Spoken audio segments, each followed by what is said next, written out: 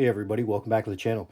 Today's video we're going to be going over this guy right here, which is the MKE AP5-SD, also known as the MP5-SD that we have at home.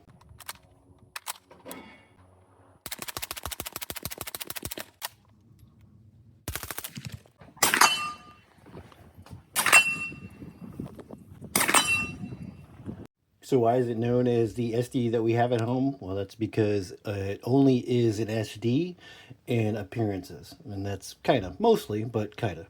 While the AP5-SD may look similar, the way that it comes, it does have a faux suppressor.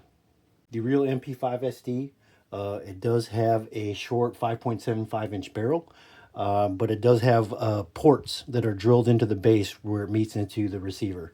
Those ports or those holes, what they do is effectively slows down supersonic ammunition. So mainly 124 grain, but probably also 115 grain. It'll slow it down to subsonic speed so that when you shoot it suppressed, it does not have that supersonic crack. And on that ported barrel, there's threads at the base of it that has a specific to the SD suppressor that screws onto it, effectively that makes it integrally suppressed. So between that ported barrel, along with the specialized suppressor, the legit MP5-SD is probably one of the, if not the most quiet 9mm subguns of the last 50 years or so. So the MKE variant does have a 5.75-inch barrel, but it's just a standard like K-size barrel. You can see if the picture gets in the, yep, you can see that the barrel is recessed down into the handguard. And on that barrel, there is a 3-lug adapter. And what comes with the gun, which I don't own anymore, is a faux suppressor. So I'll go ahead and drop a picture in here real quick of what it looks like with the faux suppressor. It doesn't do anything for sound whatsoever, just there for the looks. And also, you probably wouldn't want to fire this. The barrel ends, but right here, you probably wouldn't want to fire that with this handguard on here, with the barrel being recessed down. But with the AP5-SD, you don't have that issue because you don't have that integrally suppressed system that gets it so dirty. Yes, if you run a suppressor, any gun you run a suppressor on is going to get more dirty faster than running it unsuppressed, but it's not going to be as bad. I've gone out to the range and shot hundreds and hundreds of rounds in one session. Didn't have any issue with that whatsoever. Though, since this does not have the ported barrel on that, if you do shoot 115 grain ammo, 124 grain ammo, even with a suppressor, it's still going to have that supersonic crack and still be quite a bit louder than what it would be if you were shooting subsonic ammo. So while if you do shoot the typically really cheaper 115 grain stuff, some of the 124 grain stuff, it is going to be a bit louder. Subsonic ammo, so typically 147 grains and above, is widely available and really not that expensive. So you can shoot relatively quiet. Not going to be as quiet as SD, but it is still pretty dang quiet without having an actual SD variant. So a little bit more about the MKE AP5-SD. It does have the Navy type lower, which in my opinion, it's more aesthetically pleasing and also a little bit of the more modern look. It does also have the ambi safety. As you see, I'm a left-handed shooter, so you got a safety on both the right and left-hand side, which are the same size. It is very stiff, but it does do the job. So you'll notice that the pictogram on the sides here show it being 3 burst along with fully automatic. That is just for looks. It doesn't actually go into 3 burst or fully automatic. You can't even get the safety lever to go into either of those positions.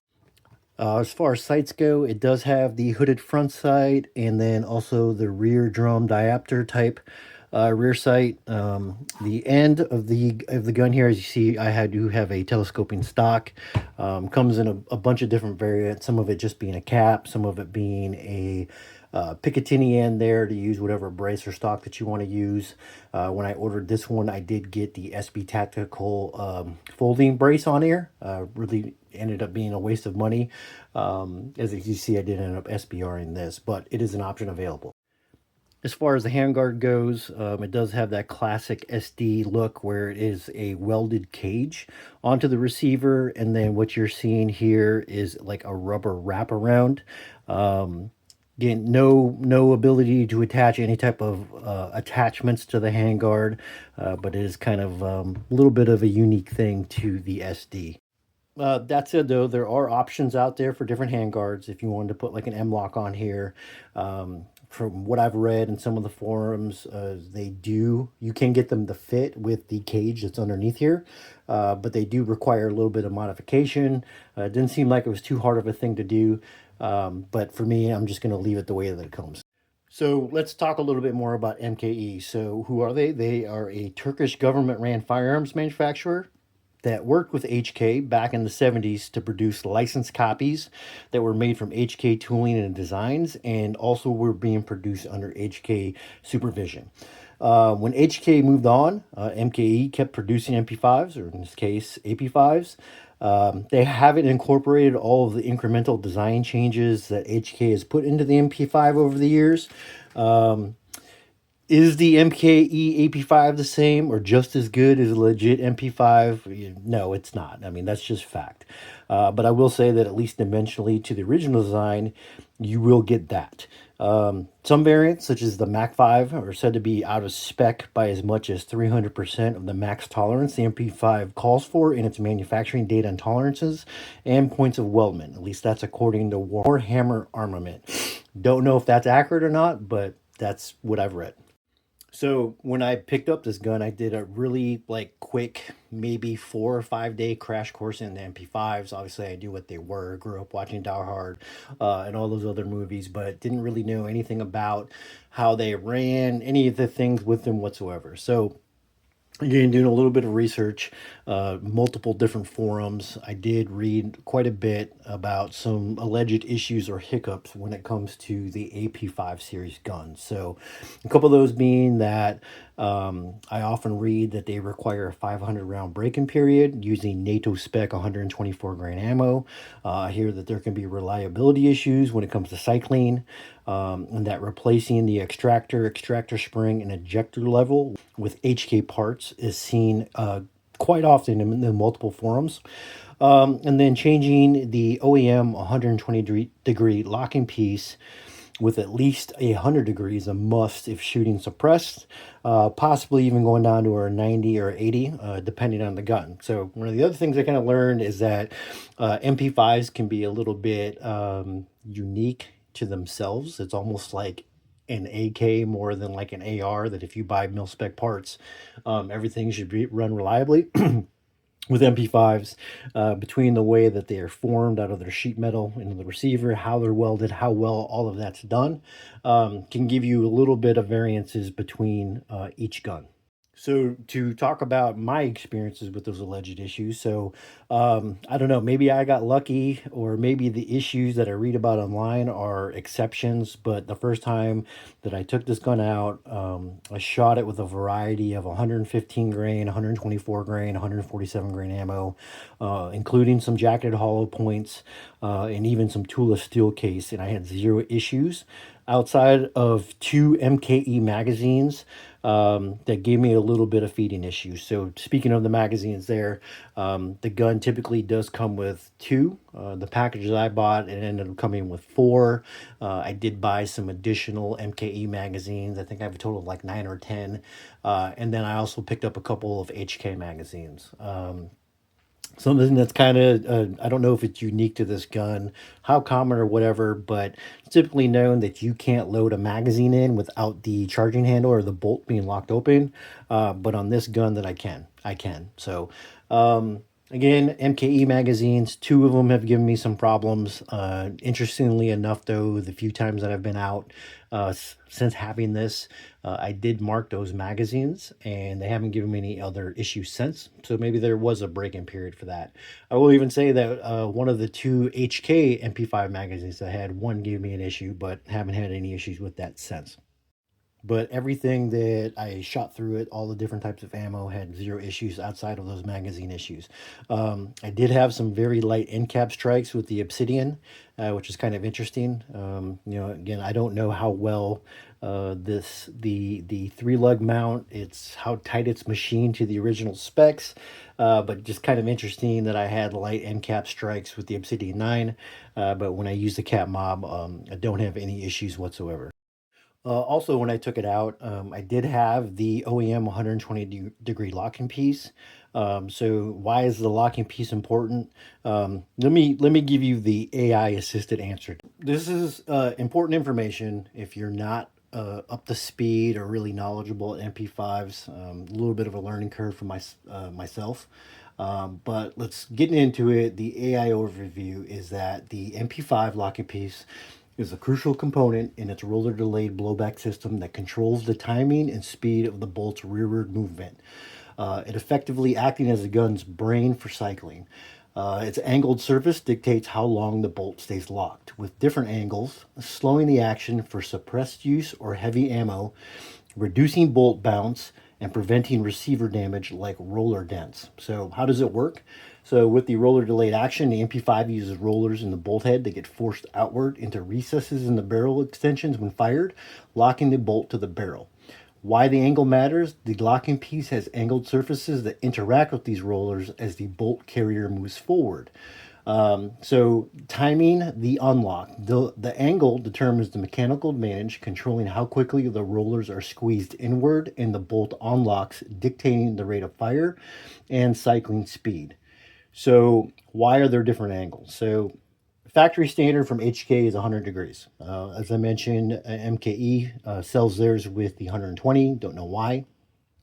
But if you're using suppressors and heavy subsonic rounds, like 147 grains or plus, it increases gas pressure, causing the bolt to unlock too early, which is bolt bounce. How you slow that down? Well, you slow it down by using shorter degree. I don't know if shorter is the right word, but an 80 or 90 degree locking piece slows the unlocking process, reducing recoil, preventing roller dents in the receiver, and smoothing out operation. So, when would you change it?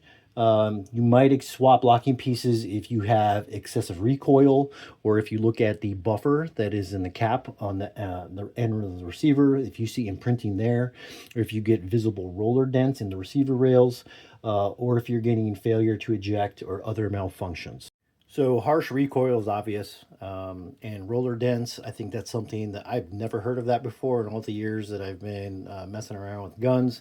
But again, also never owned an MP5. But if you have a locking piece that is too high of a degree for the ammo and setup that you're using, like I just mentioned through the AI overview, the bolt is going to unlock too early. It's going to be way too harsh and violent.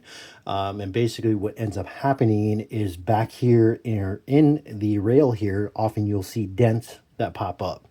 And that's the rollers putting, basically damaging the receiver, which is not something that's easily done. The sheet metal here is very, very tough.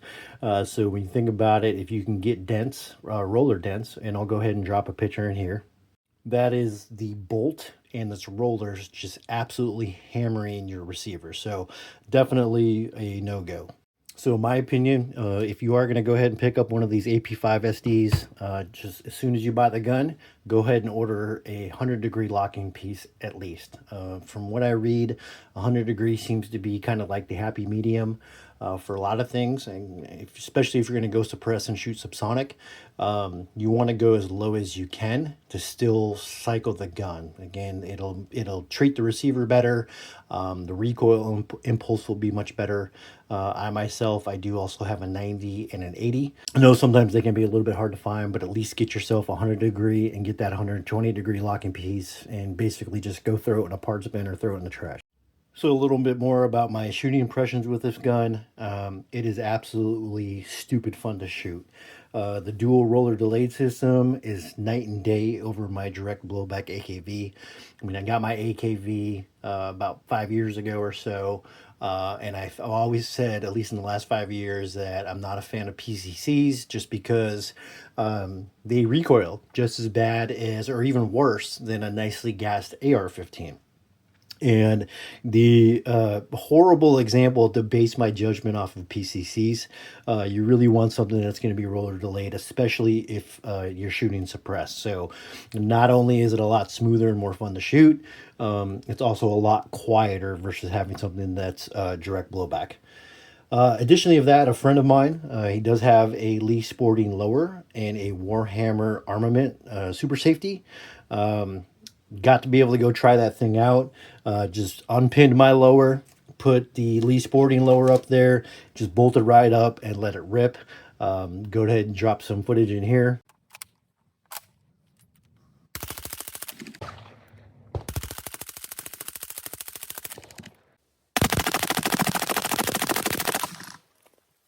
While I was using the Super Safe lower, I did use the 90-degree locking piece. You see, it had a very nice rate of fire. Recoil was pretty much non-existent, as you see there. Um, Shooting at that IDPA target from about 7 yards away. Keep all 30 rounds, just holding the trigger down, letting the trigger reset or the super safety reset. Um, it basically kept all the shots on the body. So not all A zone hits, like Garantham did in his video. But this is if you have the ability or the means to go get a super safe lower, I highly recommend it for an MP5 platform. I mean, that's what these guns were designed for. And by that I mean not just strictly running one single shot at a time, even though super safety just kind of replicates that. So even in non-super safety mode, it's still so much fun to shoot. The irons were dead on. Having the awesome rear diopter drum sight made ringing steel just almost boring. I have read a couple posts or a few where people complained that theirs were off from the factory. Fortunately for me, I didn't have that issue whatsoever. Trigger wise, you know, MP5 trigger, it does leave a lot to be desired. You definitely aren't to go. You aren't going to pull an AR with G trigger splits, but still, it's a lot of fun. So why would you want to get this non-genuine SD variant over a real SD? So a couple different reasons for that. So, you know, I did mention that an actual HK MP5 SD, or even ones that have conversion done to them, and there are companies out there that can do the conversion for you. And then you can also buy, I think there's a couple different offerings for the cans for the SD models. So while, you know, that is the official or legit SD, the downsides to that, even though they are just absolutely stupid quiet, the downside to that is that they get very, very dirty, and you have to stay very much on top of cleaning them to keep them running reliably. But with the AP5 SD, you don't have that issue because you don't have that integrally suppressed system that gets it so dirty. Yes, if you run a suppressor, any gun you run a suppressor on is going to get more dirty faster than running it unsuppressed, but it's not going to be as bad. You know, I've gone out to the range and shot hundreds and hundreds of rounds in one session. Didn't have any issue with that whatsoever. In addition to that, you can run any can that you want. Like I mentioned, the Real SD has a specific can for that gun, so you wouldn't be able to use it on anything else. Or if you wanted to try different cans on this, you could. In my case, I'm running the Cat Mob. Like I mentioned, I run the Obsidian 9. But anything that is 3 lug or threaded half by 28, you effectively would be able to run onto the AP5 SD. Okay, so that's about the basics, overview and shooting impressions and things that you might want to know about or look out for if you're thinking about buying one of these MKE AP5 SDs. I personally highly recommend them. I think it's a ton of fun that comes at a fraction of what a real HK is going to cost you. I get it; it's not going to be a legit HK, but for what I like about PCCs, or at least what I'm willing to invest, this thing definitely checks all the boxes for me and is an absolute hoot to shoot. So now I'm going to move on to my customizations for how I set this up and what works for me. So if anybody isn't interested in hearing that, go ahead and sign off now. But before you go, please hit the like button, hit the subscribe button so you get to my latest videos when they come out, and then share this video as much as you possibly could. Definitely helps the channel out a lot. So for suppressor wise, as I mentioned, I did go ahead and go with the cat mob for this.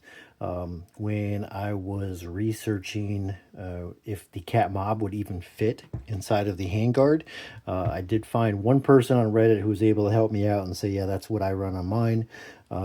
It's a very tight fit. As I mentioned, put it in here, lock it down for you. See if the camera can get it. Pretty tight fit, but does fit overall. Don't have any issues with the charging handle or the cocking tube rubbing on it whatsoever. I went ahead and used the Resilient 3-lug adapter for this. This is their second gen, their titanium version. Works really well. Doesn't add much length to the can whatsoever. We'll mention that the OEM 3-lug that is on here, I don't know if that is the issue that caused me to have the very light end cap strikes when it came to my Obsidian. I kind of assume that it is pretty made to spec, but I don't.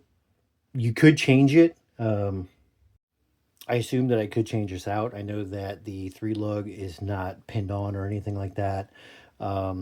Chase over at suppressortools.com, he does make an adapter that fits over a 3-lug and allows you to put a 1/2 inch drive extension on here to go ahead and remove 3 lugs that are recessed inside the handguard and then tighten them back on. I don't know how tight the OEM one is or what type of thread lock or if any they've used. For now, I'm just going to go ahead and leave it on there. I will say though that what this does not come with, the 3-lug, is a threaded cap or threaded protector.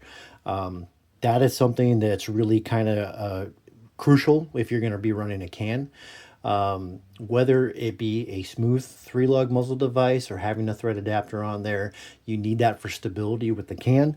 It wasn't absolutely horrible. See here, you get a little bit of wiggle, almost no rotationally, but a little bit of side by side. And that is with having the thread protector on there. When you don't have one on there, there's definitely a lot of slop in there. So from what I read, GSL makes the best thread protector on here, or for the MP5 that's truest to spec. So that's what I went with. But like I mentioned, with the muzzle being further down in here, you really can't get any real good purchase on it. So you're going to want to make sure that you install it with some rock set. You don't want that thing, the thread protector, loosening up under suppressed fire and then end up railing around inside of your can.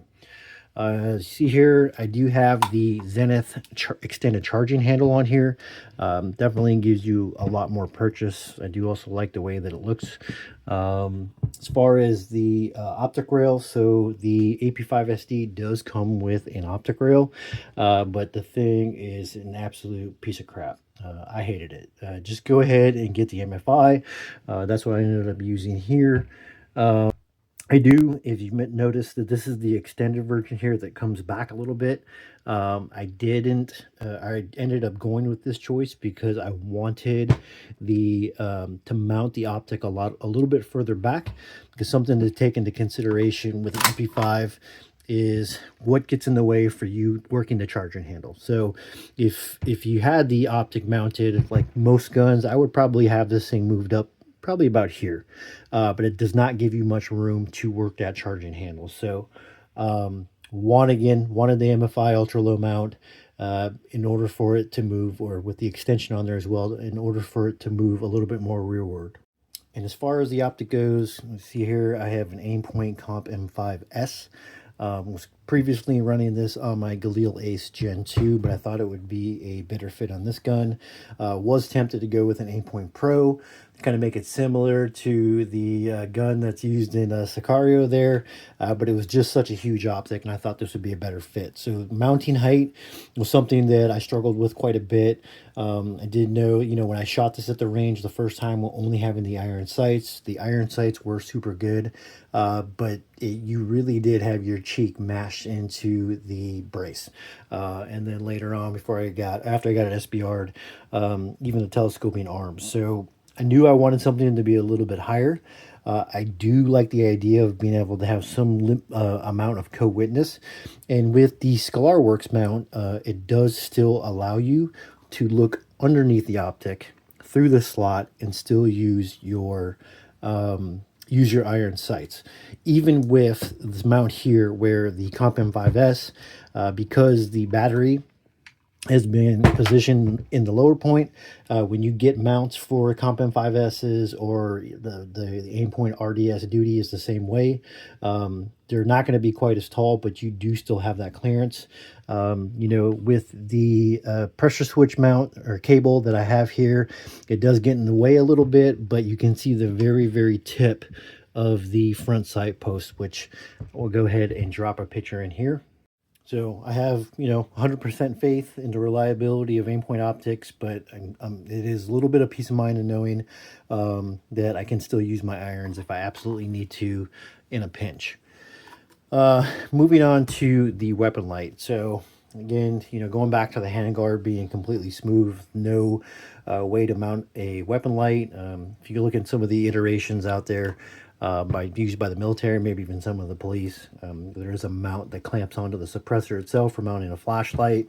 Obviously, with this being not a true SD and me taking this can on and off, I didn't want to go with that option. So what I ended up going with to mount my light was the UTG Pro.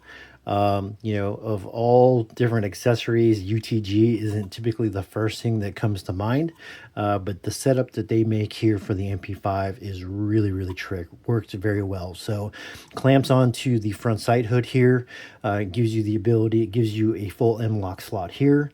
It gives you, I can't remember if it's 2 or 2.5, and then 2 on this side. So that really solved a couple different problems for me. So solved the weapon light mounting, solved the pressure switch mounting, and then also solved the sling attachment mounting for me. And I'll get back to that here in a minute. Obviously with me being a lefty, I can't put my sling on the left-hand side, only little hook mount. So for the weapon light itself, went with the Surefire M340 Turbo. Definitely one of my favorite lights, the Turbo series anyways.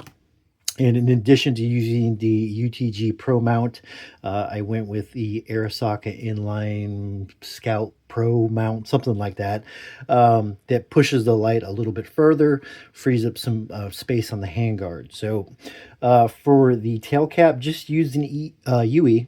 Typically not the biggest fan of those. I like the DS00, but when I tried that out, it really pushed it back so far that made it a bit unusable. So just ended up using the OE. Use the ST07 pressure switch, mounted at the 12 o'clock. Keeps it universally ambidextrous for both left-handed or right-handed shooting. For the pressure switch mount, I use the Magpul M-Lock mount here. As you see, as far as cable management goes, just kind of loop this thing around the front sight along with the UTG Pro mount. It came underneath and then used a zip tie to keep that right there in place, to keep everything pretty tight. So ended up working very, very well. Really happy with that setup. All right, so now talking for the stock, right from the get-go, I knew I wanted a telescoping stock on this. That's classic MP5 in my mind.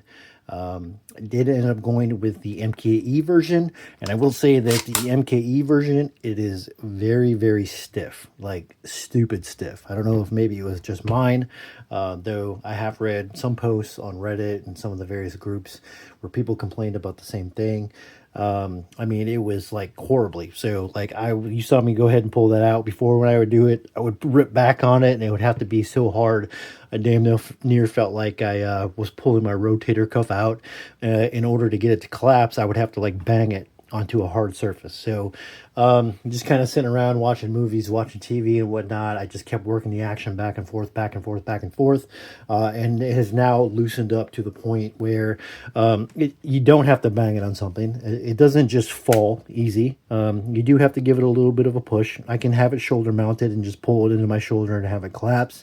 And then pulling it out is not quite as bad.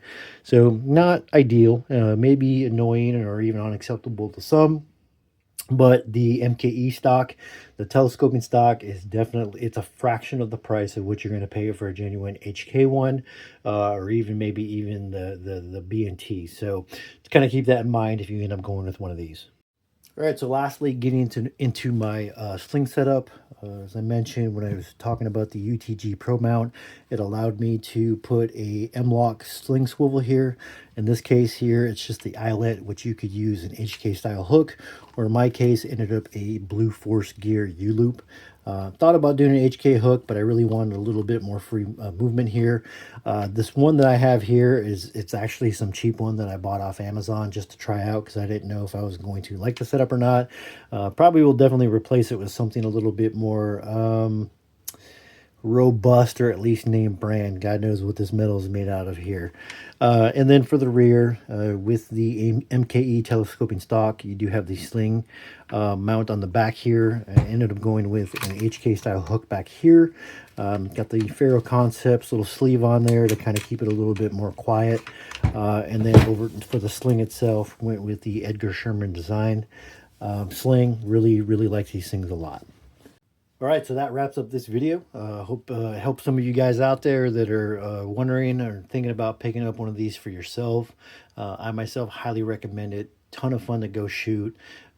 Really enjoy it. So before we sign off here, if you would do me a huge favor and go like the video, subscribe to my channel, get the latest updates as I release them, and then please share this as much as you possibly can. Definitely appreciate your time and you guys sticking around. We'll see you in the next one.